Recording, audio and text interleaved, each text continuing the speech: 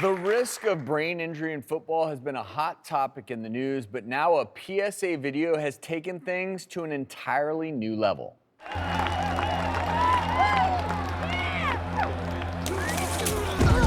everybody doing? We all right? Great job. You guys are doing it. Tackle football is like smoking. The younger I start, the longer I'm exposed to danger.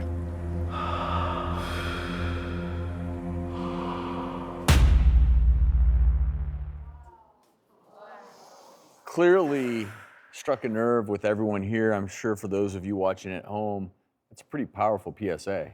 Yeah. What are your subjective thoughts with the comparison to smoking cigarettes or giving kids cigarettes? Do you like that intense portrayal, or do you think it's too much? Well, I think Just they as a have mother, to. I'm curious. I think as a mom, what they're trying to do is they're definitely trying to grab your attention, right? It gives Which you a they very did. visceral There is response no doubt watching about 10-year-olds that. smoke cigarettes.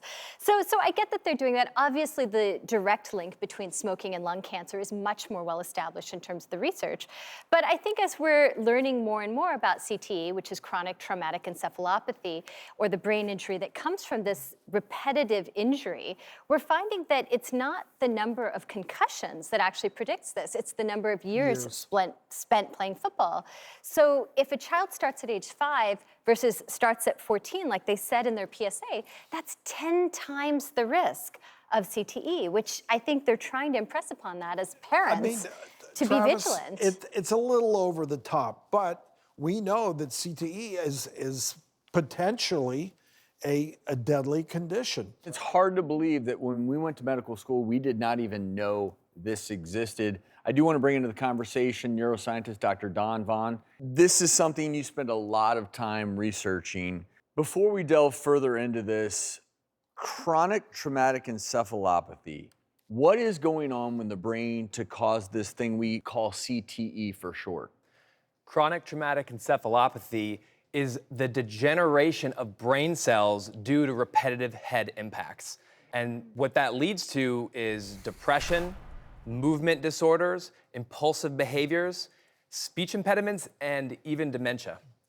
I mean, we know that the blood supply to the brain relies on very small blood vessels, and repeated traumas like that, as we know, can affect the circulation. I mean, we're talking about the head here, but repeated trauma anywhere can affect the circulation in the brain. If the brain, which needs that blood flow, needs that oxygen, probably more than any other organ in the body, if it doesn't get it, it is going to show degeneration. Dr. Batra had a really good point, which is, the link between cigarette smoking and lung cancer is very clear. It's been studied for decades. And it's only in the last few years that data have started to come out linking contact sports like tackle football with CTE. So while the evidence isn't as strong, some of these studies, including the one that the PSA came from, did find that the earlier you start, the worse these symptoms were later. And that's not necessarily that surprising, given that ages 9 to 13 are a critical period for brain development of structures like the hippocampus and the amygdala, which are really important in our ability to remember and process emotions. I think there's enough of a red flag now and enough of a warning in the last 3 years that I would consider looking at other activities that give social skills and that let people make connections and friendships that don't involve repetitive head impacts. This is all scientific, at least new research. But let's break it down into the reality of the situation. You're a father. Your kids come to you and say, I want to play football. Because that's what's actually happening, right? Mom, I love football. I want to play football. Or I like boxing. Or I like to do hockey. I really like to ride my bike without a helmet. What do you do as a parent? What do you say to your kids? My children will not play tackle football.